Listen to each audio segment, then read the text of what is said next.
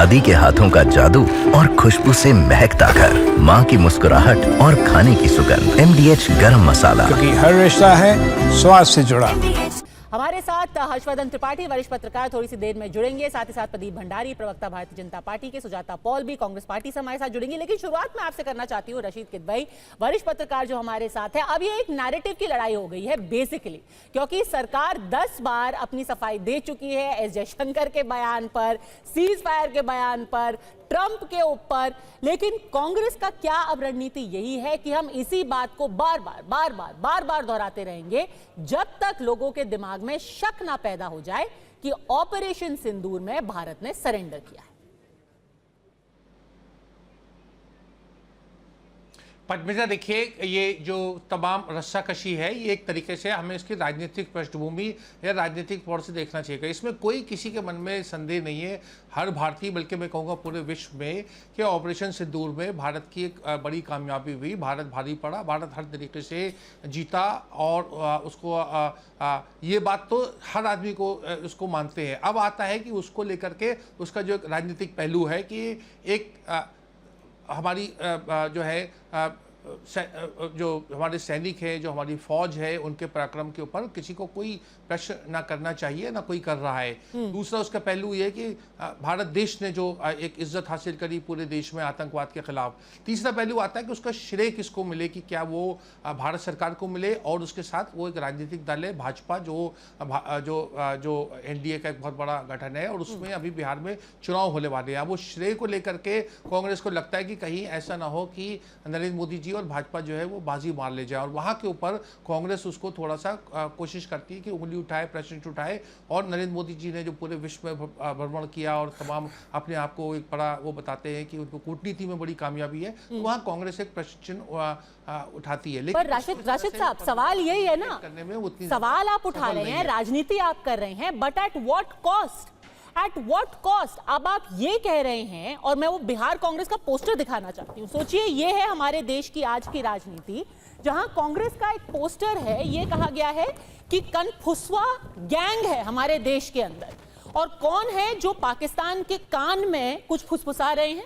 एक तरफ विदेश मंत्री एस जयशंकर और दूसरी तरफ खुद प्रधानमंत्री। तो ये एट व्हाट कॉस्ट ये राजनीति हो रही है सुजाता पॉल? कि आप कह रहे हैं कि हमारे देश की सरकार पाकिस्तान के कान में फुसफुसा रही है कि ऑपरेशन सिंदूर हम शुरू करने वाले हैं?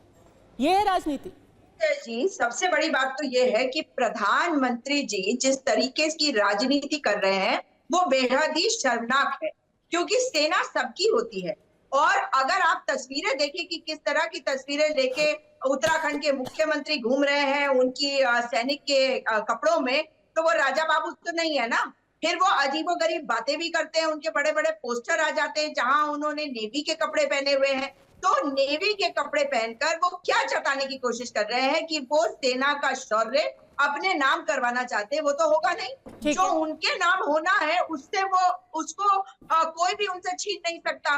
तो फिर क्या जरूरत पड़ी है कि जाकर इस तरह की डायलॉग बाजी करे, जब विदेश मंत्री कह चुके हैं कि शुरुआत में ही हमने पाकिस्तान को कह दिया था कि हम आतंक के अड्डों पर प्रहार करने जा रहे हैं। क्या पाकिस्तान ने हमें ये बात बताई थी? विदेश मंत्री ने उसमें क्लैरिफाई भी कर दिया, विदेश मंत्री ने उसमें क्लैरिफाई भी कर दिया। लेकिन चलिए, आपने जो राजा बाबू वाली बात उठाई और इस पोस्टर की बात, उस पे ओपनिंग कमेंट्स प्रदीप भंडारी। देखिए, अब आप इसको लेकर के राजनीति करेंगे, अपने पोस्टर छपवाएंगे, तो कांग्रेस भी अपनी राजनीति करेगी प्रदीप भंडारी। और वो तो साफ साफ दो चीजें, उनके दो इल्जाम है राहुल गांधी के।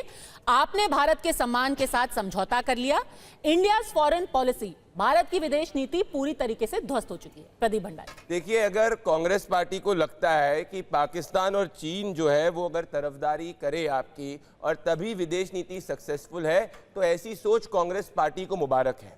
भाई, मैं ये कहना चाहता हूं, पद्मिजा जी, सवाल पूछने का हक विपक्ष को है, परंतु क्या विपक्ष को ऐसे सवाल पूछने का हक है जो पाकिस्तान के नैरेटिव को दुनिया में आगे ले जाए? फॉर एग्जाम्पल, DGMOs की प्रेस कॉन्फ्रेंस हुई, ये रही वो प्रेस कॉन्फ्रेंस जिसमें किसी वो पोस्टर दिखा रही है, प्रधानमंत्री का पोस्टर दिखा रही है, उसमें वो एयरफोर्स की यूनिफॉर्म पहने हुए हैं। अरे तो मुझे बताइए, राजीव गांधी जब एयरफोर्स की यूनिफॉर्म पहनते थे तो देशद्रोही बन गए थे क्या?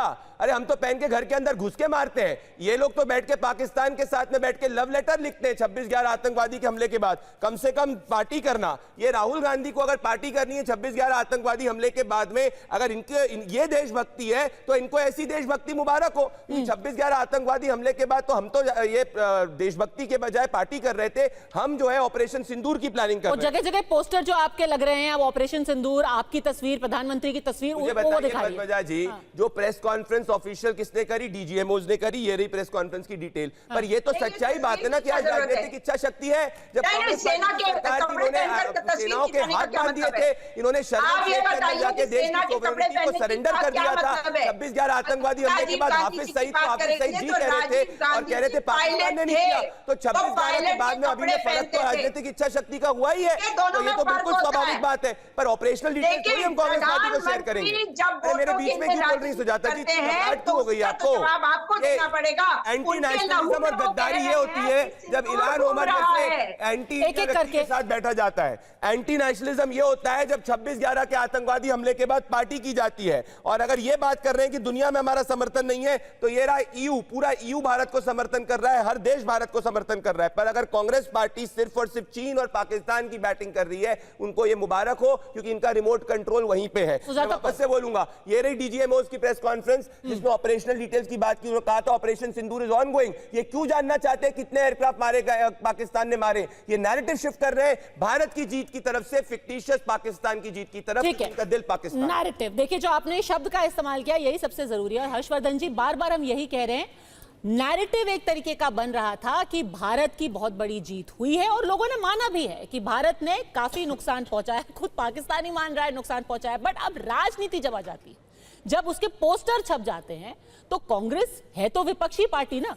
वो थोड़ी ना कहे कि हाँ जी बीजेपी सारा श्रेय लेके चली जाइए। तो फिर अब वो भी सवाल उठा रहे। दादी के हाथों का जादू और खुशबू से महकता घर, माँ की मुस्कुराहट और खाने की सुगंध, MDH गरम मसाला। क्योंकि हर रिश्ता है स्वाद से जुड़ा।